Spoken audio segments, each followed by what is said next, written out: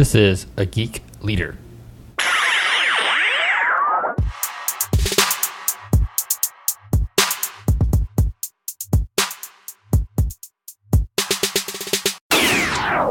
Hey guys, welcome to episode 90 of a Geek Leader podcast. And today on the show, we've got Dr. Andy Young, a crisis negotiator. He's also a professor of psychology and counseling at Lubbock Christian University.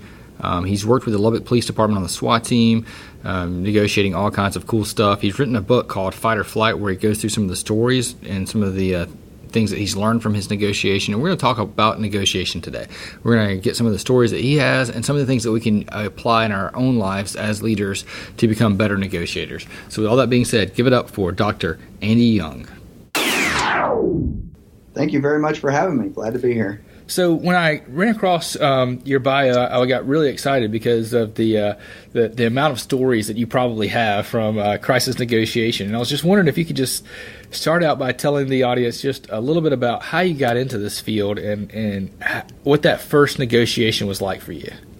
Let's see. I got into this field, first of all, by being recruited for the Victim Services Unit at the police department. And here at the Lubbock Police Department, our Victim Services Unit actually goes on the scene with police officers to respond to calls. So for about maybe 6 months or so, I've been going to calls at the request of police officers and trying to assist people, who might be in mental health crisis, who may have just suffered a death, domestic disputes, sexual assaults. That's how I got my start with the crisis intervention stuff. And not long after that, maybe 6 months later, this probably be the fall of 2000, the hostage negotiating team at the police department asked if I would like to join them on their call-outs. And there's nothing sexier than saying, oh, now I'm a hostage negotiator. Jumped on that. And, I can tell you the story of my first call-out if you like. Yeah, I'd love to hear that. So I am at home. It is 3 a.m, and I'm sleeping, and my home phone rings. And at that time, no cell phones. I went out to my kitchen and answered the landline. And the voice on the other end said, "This is so-and-so with the Lubbock Police Department. Chief so-and-so said to give you a call. We have a guy barricaded in his apartment. He's making threats. The chief would like you to call inside and keep him busy while SWAT gets set up. Would you mind helping us out?" And, I haven't been to negotiator school or anything. I just, I have my master's in counseling, and that's it. But I was like, okay, the cops are calling me for help. I'll try and help. So he gave me a phone number and asked me to call inside. So I hung up with the officer and dialed the phone number, and the guy on the other end answered. And in the background is this angry techno music, and the guy is obviously angry and maybe inebriated. And I introduced myself, just, gave him my best shot. "Hi, my name's Andy. I'm a counselor with the police department. They told me you wanted to talk to a counselor. Is there anything I can do to help you?" And the guy hits me back with, "Where'd you get your effing license from?" Oh, wow. And I'm like, I did not expect that response. I'm like, sorry? He said, "Where'd you get your effing license from?" And I was like, well, I've, got my master's in counseling, was an intern, took a test, got my license from the state of Texas.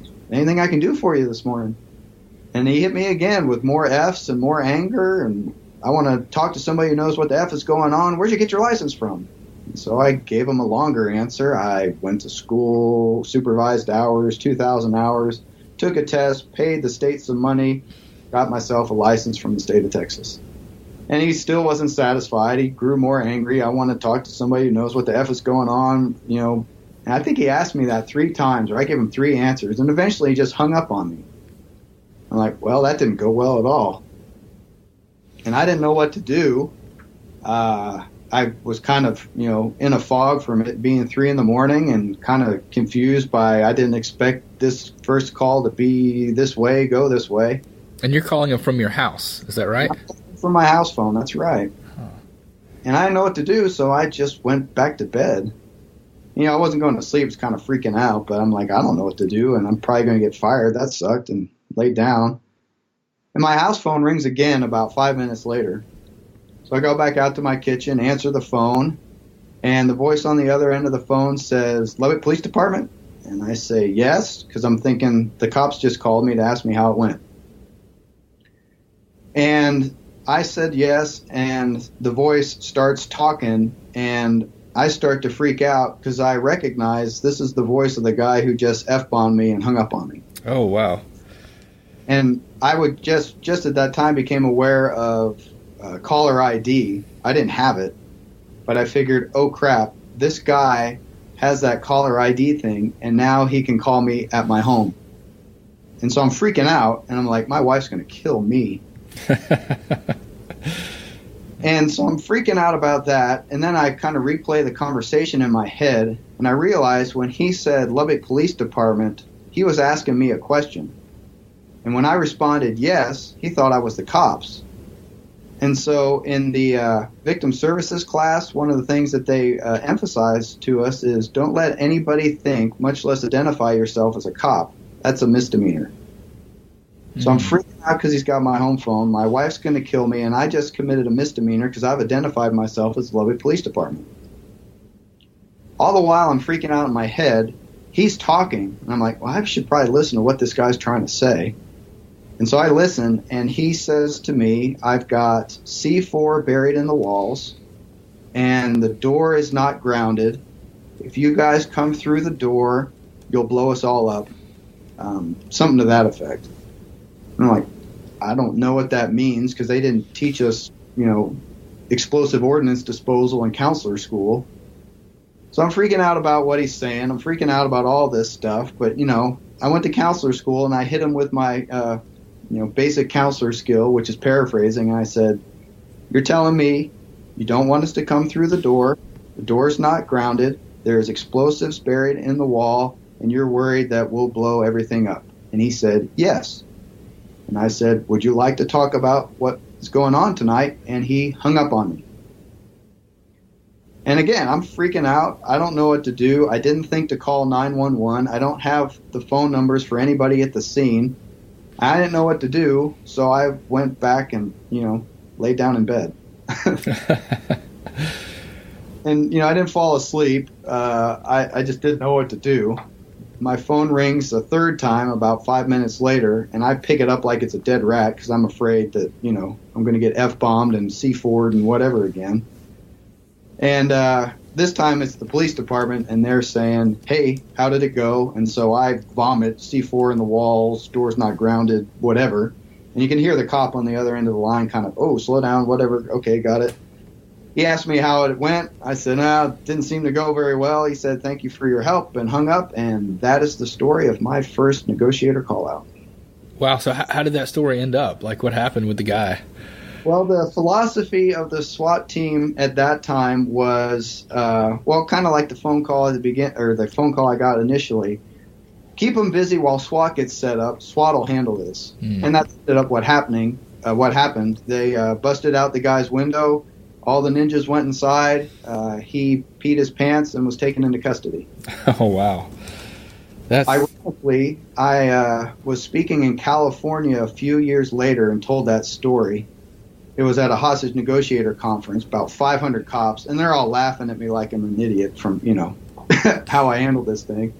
And at the break, these two cops come running, not running, but they're making a beeline for me at the break, and they're like, hey, was the guy's name this? And I said, yes. And they're like, we had the same call out on him a few months ago. Just blew my mind.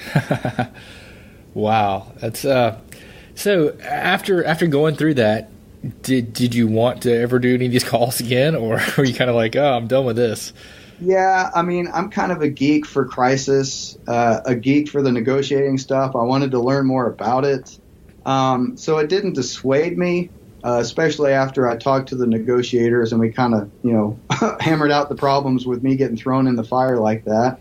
And going to school, negotiator school for it also helped. And it wasn't too long after that call that I had another call with someone wanting to jump off a bridge. So I was right back in it pretty quickly anyway. I hope that call went a little bit better.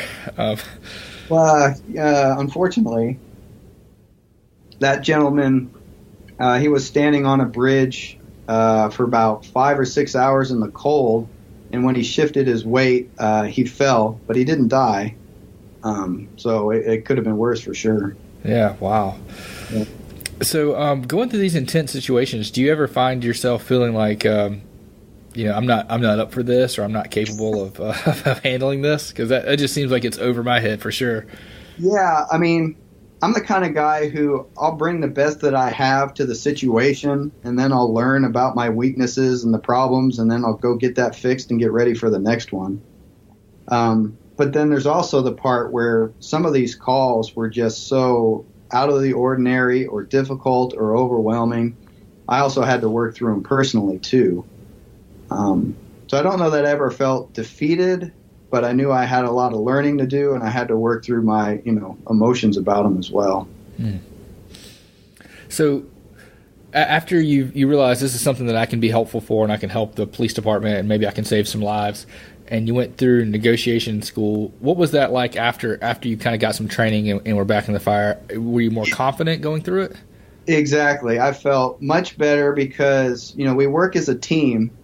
And my first call out, I was just out there by myself in my, kitchen on the phone. But working with a team of people is totally different. And on that bridge with the guy who fell, I wasn't there by myself for the whole thing. There were a couple of negotiators there with me. And so that was a different deal. And then when we had a 15-hour standoff hostage deal, I mean, it was all 8 of us pouring ourselves out trying to stop this situation from ending badly. And so being part of a team made a real big difference to me. And then also learning how this works and the SWAT side and the command side and the skills side and everybody's different roles on a negotiating team, all of that made me feel much more calm. And I think I felt more capable over time just because of the experience. Do you think knowing that all the information about how things work in the back end, was that kind of like the key of now that I know how everything works, I have a different approach. I have different tactics that I can use. I've got a different strategy. Yes, exactly. Now that I know how this unfolds, and now I'm starting to learn how all the parts work and how they can work together, that really was beneficial. So can you tell a story about one that was maybe a little bit more successful, where you had that team and you were able to bounce it off of each other or work together and, and come through? Certainly. What was it? 2 weeks ago, again, a gentleman wanting to jump off a bridge. He was naked, and it became apparent to me after not too long a time that this guy is probably on something and or has a psychotic disorder. And it was a really difficult situation. He did not want to talk to us. He wouldn't give us his name. And he would get really angry and threaten to jump if we just even talked to him a little bit. So let's see. The first negotiator from our team showed up, and he sent out a text to our group, "Hey, I'm on this. Everybody, we got a call out." And I got there second. So I was coaching him as he's trying to talk to this guy who doesn't want to talk to us. And so it was clear to me we're going to have to be real patient and go real slow with this guy. And eventually more officers from our team show up. And we were out with this gentleman for 7 hours in 25-degree weather. I think the breeze was probably, 10 miles an hour. And, it's one of us, then it's 2 of us, then there's 4 of us, and we're all putting our heads together. What if we tried this? What if we tried that? One of the things that I think helped was, this guy is naked, it's 25 degrees. So we got a big old fluffy quilt and held it up for him and said, "Hey, come to us so you can get warm. We've got this right here for you." So just little different strategies to try and do anything to, persuade him our direction. Meanwhile, we don't know his name, so some other negotiators are trying to do everything they can to try and get a name and more information about him. And, they would send up, "Hey, maybe his name is this." So we would give that a try and, get nothing. But then when we tried another name, he kind of looked at us sideways and was like, "How do you spell it?" And we're like, "Oh, guess we just learned his name." And so after, maybe 2 hours, we finally got to the starting line and knew his name. So he's getting cold. We got more negotiators coming onto the scene. we're working together, trying to persuade him our direction. And that team effort eventually led to him coming to us and getting in an ambulance and getting help. Wow, that's what do you think, or is there any kind of thing that typically, I don't know, when I think of, if I wanted to jump, I would not just jump. I mean, why do people want to threaten to do things? Is there like a psychology behind that? Yeah, well, the difficulty in talking about people is, everybody's different and has their own idiosyncrasies. But, I can speak generally or like categories. The first person I talked to who wanted to jump, his wife left him. He lost his job. He was worried about his kids being taken from him, and he had too much to drink. And so you put all that together, he feels hopeless. And so he ends up on a bridge kind of trying to think back and forth between, do I really want to do this? The gentleman in my last story there, he's got a psychotic disorder. He is not thinking clearly. And so that's a much more impulsive and volatile situation. And I don't think that you can compare the two. Those are two very different paths to the same place. Yeah, that's fascinating. So when you mentioned that other negotiators were coming on the scene and trying to get information, is a lot of that work like research that they're doing, or is it also direct communication with the jumper? Well, we're trying to talk to the guy who wants to jump, and he's not telling us anything. So the guys who are trying to gather information, they're pretty much shooting in the dark. So they are looking for reports about similar instances and then trying to see the names associated with those reports. Maybe this guy has done it before. We're looking at empty cars that are nearby. Oh, maybe this is his car. Let's run the license plate. Does it connect to something?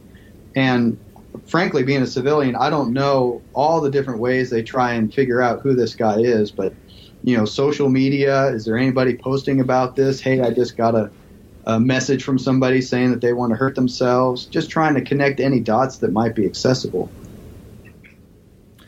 So whenever you do get something that connects, like that guy's name, how do you use that in order to, try to persuade the guy, hey, come warm up? Or is the name important? Is it important to have something that identifies with that individual? My experience has been when a person in crisis knows that you care about them, that you see them as a person, that helps guide the crisis in a better direction. And so that's the place we're starting with. We're here to help you. Well, F you, go away. No, we're not going away because we don't want to see you like this. And if we can get his name or understand how he got there, then maybe we can start talking through, how does he feel about this? Why does he feel hopeless? And try and connect with him. And getting his first name seems to be a part of that. Yeah, I think that kind of shows the empathy that you have for the situation and for the individual. Exactly, especially for an individual who just lost his job and his wife wants to divorce him, or an individual who is psychotic and believes everybody is out to get him. Yeah, how many do you think? At least I feel that skill of empathy carries over when it comes to just general negotiation and leadership through life and business and other practices. I know I found several times where if I take the approach of coming after or at something from someone else's perspective, it seems to have a greater impact than if I try to only push my agenda forward. Exactly. I think being judgmental about somebody usually doesn't get you very far. And for me, the opposite of that is trying to understand a person's situation, put yourself in those shoes, have some empathy for where they are, and start from where they are. Yeah, I think that's a really good the way you worded that. Start from where they are. That's kind of the tactic that I think you need to take in any negotiation or any discussions that you're having with someone. If you take their perspective and realize that not everybody sees things the way that you do, and they're going to come at it from a different perspective, you'll get a lot further. It's kind of like that whole, what's that old saying about catch more bees with honey, I guess. Exactly. And, this is what they teach us in counselor school. If I'm trying to assist somebody with their problems, I can come in and say, well, you just need to do this. Or what works better is to understand that person's, feeling, framework, history, point of view, and start from where they are. That's much more helpful. Yeah, it is. So what other types of advice would you have for someone who, let's say, just from a business standpoint, I need to improve my negotiation skills. What are some things that I can do from the ground up, basically, just to kind of learn a little bit more about negotiating, especially during crises? Because working in technology, a lot of times we'll have an outage, and that's it's not nearly as important or as someone jumping or a hostage situation, but it can feel just as intense to the individuals that are going through something like that. That's right, and I think that's a great starting place. That here I'll start my answer with a story. I would come back home after working one of these calls and be kind of amped up or upset or whatever about it, and get home and my wife hits me at the door with how frustrated she is that they didn't have broccoli at the grocery store. Well, I can drop an atom bomb on her and say, well, you have no idea, and blah, blah, blah, blah, blah. Or I can stop and understand, well, this is an important thing to her, and my day really has nothing to do with what's important to her. So just like, we have a technology outage, well, that means something for this person that I'm trying to help. Let me start with their frame of reference. Can you tell me what the problem is today, ma'am? Can you tell me about why this makes you so angry, why this makes you upset, what is going on that makes it so urgent, just so I can understand what we got going on here? I think that's a great place, because most people start with their own frame of reference, and that that usually gets things off on the wrong foot. Yeah, I've seen the same thing when it comes to starting out my career as a help desk person, having that same thing. If I came to it as, well, this is how I see it, is totally different than, like somebody will say, oh, this website isn't loading. And I'll say, well, it's not important. Don't go to that website. But if I look at it from their perspective, it's important for them to do their job to go to that website. Right. That's right. And so be it, something simple like my wife's broccoli or someone threatening to kill all the hostages, it all starts with getting their frame of reference and understanding where they're coming from, because apparently they believe this for a reason. So after we've learned and kind of taught ourselves that the first thing we need to do is try to get their point of view and understand their perspective, where do we go from there? In training police officers, I have watched people understand what we've just articulated, but then still jump to problem solving too quickly. So I guess my second piece of advice would be not to make that mistake and jump to problem solving too quickly. I mentioned in my first story paraphrasing being a basic counseling tool, and paraphrasing helps people understand that, okay, I got what you just told me. So someone can tell me a story and go, okay, I understand, and then tell them how to fix it. Or someone can tell me their story, and I paraphrase it back to them, and through that process they learn, okay, this guy does understand me. Now that he understands me, maybe I can listen to what he has to say about it. So don't move to problem solving too quickly, and go or be very thorough in trying to understand somebody and communicating your understanding. And that means going beyond, okay, I got it, or I understand, or I see. I think that's really good advice. It's something I learned kind of as being a husband, is to stop trying to fix the problem and start listening first. There's a great little deal on YouTube. It's not about the nail. If you haven't seen yeah, I've seen that. The nail sticking out of her head. Exactly. I'll show that when I'm speaking to negotiators, and they'll all laugh, and they all know that they still do it even though they know better. And same thing as a husband. Yeah, that's something I struggle with still to this day, almost every day, with trying to fix the problem instead of just listening and letting people know that you understand. I also try to be careful about what's a good way to say this? Not taking up authority I don't have. So like your wife comes to you and says there's not enough broccoli, or my child comes to me and says this is so frustrating. I try to be purposeful and ask them, oh, can I help you with that? Just to get their permission, because some people will be like, yes, and then they'll start talking some more. I'm like, oh, they're meaning no. They want to be heard. It's not time to help them. That's good. So that way, if you do get their permission to help, then you're free to kind of maybe offer some suggestions, versus if they don't want your help, then they're not going to ask you for it. That's right. So I'm waiting for some indicator of a green light. Now, sometimes it's not that formal. they'll unload their story, and I'll, illustrate through my nonverbals or my paraphrasing or whatever, just who I am, that, okay, I get it. I understand. And you'll watch them take a breath, and they'll look at you and go, well, what do you think I should do? Well, at that point, you got your green light, and, you can offer what you see. But anyway, the point is I'm looking for the green light. What are some nonverbal cues that give you that green light that you pay attention to? Yeah, often, like in a crisis situation or a counseling situation, you'll see somebody unload their story. They'll pause. They'll take a deep breath. They'll think. And then all of a sudden you kind of see this click, and they'll look at you like, okay, your turn. And not a word has been said, but it seems like the stage has been set. And other people are more clear about it, and are like, all right, Doc, it hurts when I do this. What do you think I should do? Yeah. Okay. Yeah. So I've noticed that I've tried to, learn some nonverbals and pay attention to like where if someone is open up or closed, but sometimes I just don't see it, and I definitely don't control my own if I want to try to hide something. How important is it for negotiators to kind of focus on those nonverbal cues versus what they're actually saying? Well, I think it's very important, and if we're talking about hostage negotiators in police departments, then we have the threat part. With the gentleman on the bridge who's naked, we don't have to worry about does he have a knife or does he have a gun. But in all the other instances, all the police officers I'm with are also concerned about what are his hands doing. Is he telegraphing that he wants to be aggressive? All those kind of things. And I'm always looking for like the emotional, personal side. What are the indicators that this guy is open to us, listening to us, responding to us, wants to hear what we have to say? And you can tell it in a person's countenance, their vibe, their facial expressions, the way they talk.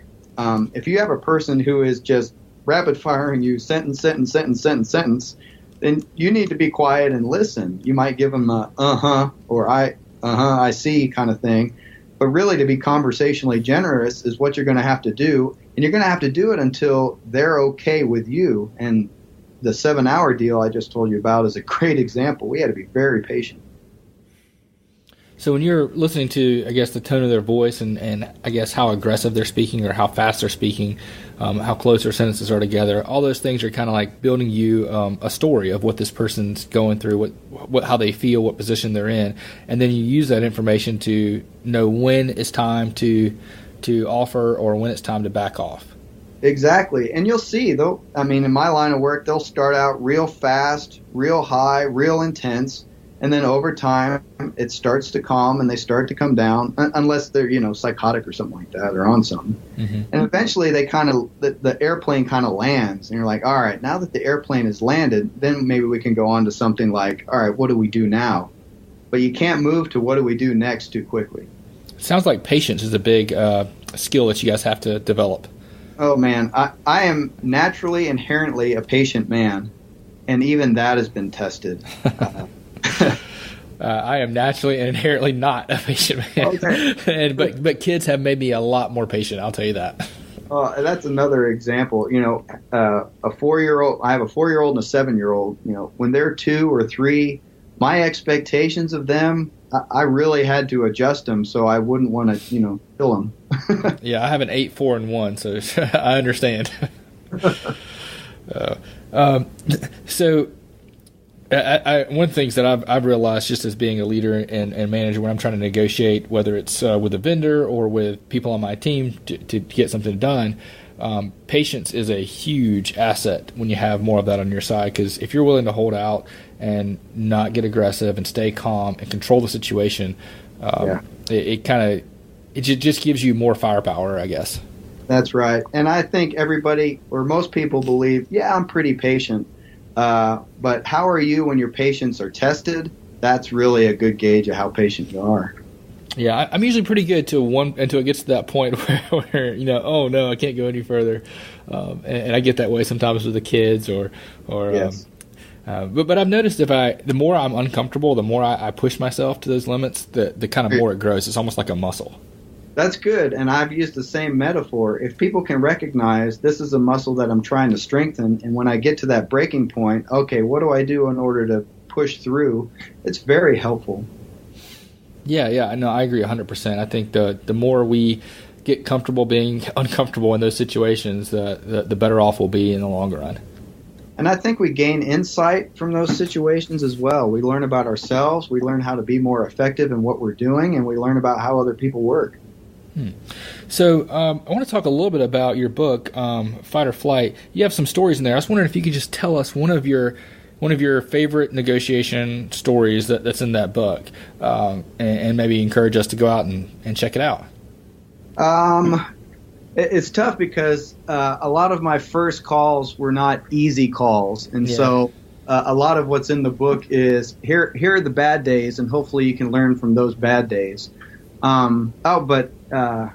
This story is not in the book, but it kind of illustrates some of the things that are in there.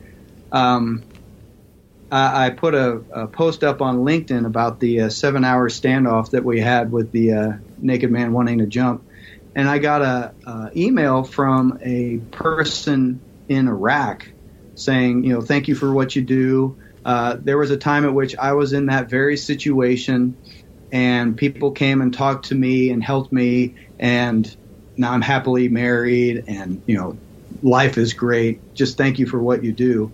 And throughout the book, it's really hard to tell all those stories, but throughout the book there is that theme that when you bring to a situation your best, the best that you have, there is always a dividend. There is always a payoff. Sometimes it's measurable, sometimes it's not. And that's kind of what I have in the book, that, it's not measurable, but that doesn't change what we do. We still bring our best to people, regardless of the outcome. And then on those days where you get the good feedback, or you get a pat on the back, or someone tells you thankful, that's gravy, and that's really encouraging for all the times where you gave and didn't get anything in return.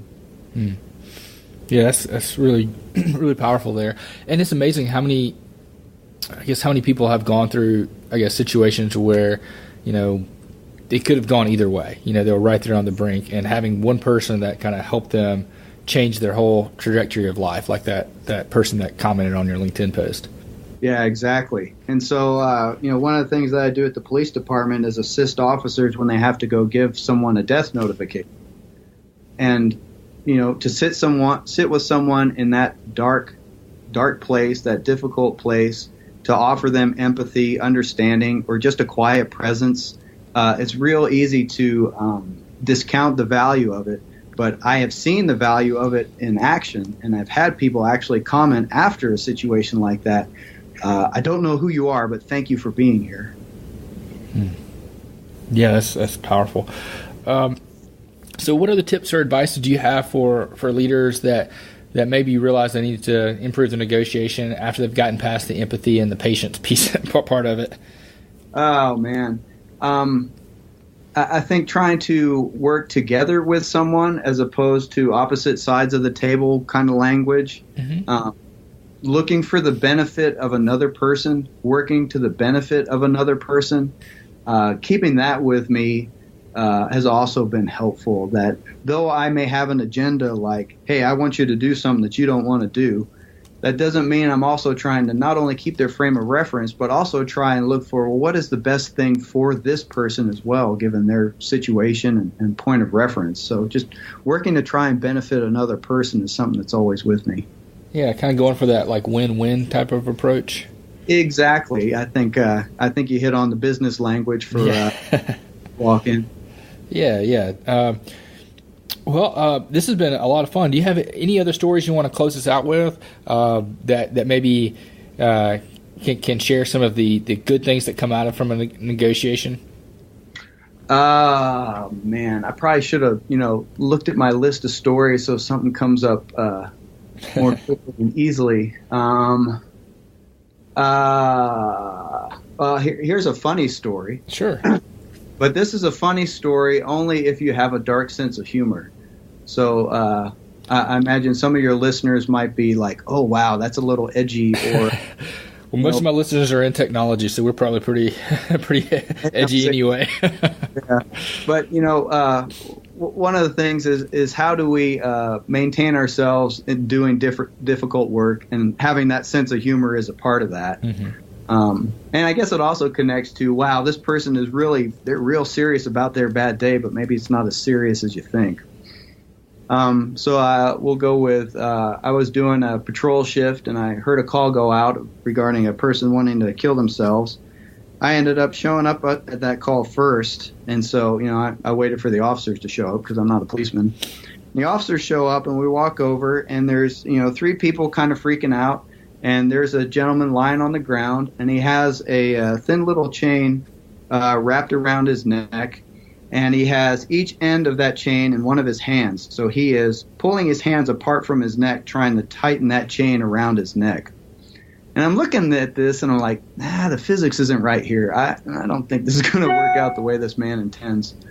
But I didn't say anything. I went over to his friends and, tried to console them and help them calm down. And the officers went over to the man, and the officer kind of leaned down over the man and is trying to wrestle the chain out of his hands. And one of the friends says to me, and I think our friend has a knife in his back pocket. So I stopped and I went over to the officer and tapped him on the shoulder and said, hey, I think this guy's got a knife on him. And they reached around, got the knife, secured it.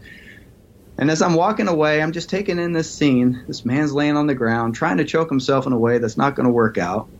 Officer's got a knee in his chest, and he's trying to loosen that chain by, bringing his hands together. As I'm walking off, I hear the man say, can you get your knee out of my chest? I can't breathe. I'm like, that is hilarious. You just can't make this stuff up. Guy wants to breathe, but he doesn't want to breathe. People are a contradiction. So he wants to choke himself, but he doesn't want anybody else to prevent him from breathing. Well, what is this craziness? But the last chapter of my book is actually a speech that I gave in chapel, and it's really about life's purpose, your purpose in your day-to-day life, and just trying to pull all this stuff together. Though we work tough jobs, though we may not be able to save everybody, that doesn't mean that our life is worthless, or I try not to take the losses too hard, and I try not to take the wins too much, but just trying to pull it all together that we do the best we can. We bring what we have to people. We are faithful in the small things, and then the big things will come along as well. Just trying to, remain hopeful even if we're kind of caught in a day-to-day difficult situation. I think that's really good advice, and you hit on something that I've kind of tried to start living my life through, is that, how you do the small things is how you do the big things. It's like, how you do some things or how you do everything. Exactly. Yep. And if we're diligent in the small things, then we'll be set up for the big things. Yeah, that's great advice, and I think that's perfect to head us home with. If you don't mind, just tell people how they can get in touch with you or how they can find out more about you or check out your book. I'm going to go ahead and link your website, your LinkedIn, and the book in the show notes, but any other ways that people can connect with you or find the book, that would be helpful. Yeah, I have a website for the book and a way to contact me through the website, and that address is DrAndyYoung, DrAndyYoung.com. And you can order the book as well. If you order through the website, I can sign it for you myself, and we'd be glad to do that. Awesome. All right, well, I appreciate it, and it's been a lot of fun. Thanks so much. Thank you, John. I appreciate it. Hope you guys enjoyed that episode with Dr. Young, and please reach out to Andy on LinkedIn or Twitter and check out his book, Fight or Flight. Also, if you've enjoyed this show and these podcasts, feel free to share it with your friends, tell other people about it, help the audience grow, and leave me a review in iTunes. That'd be awesome. Thanks so much.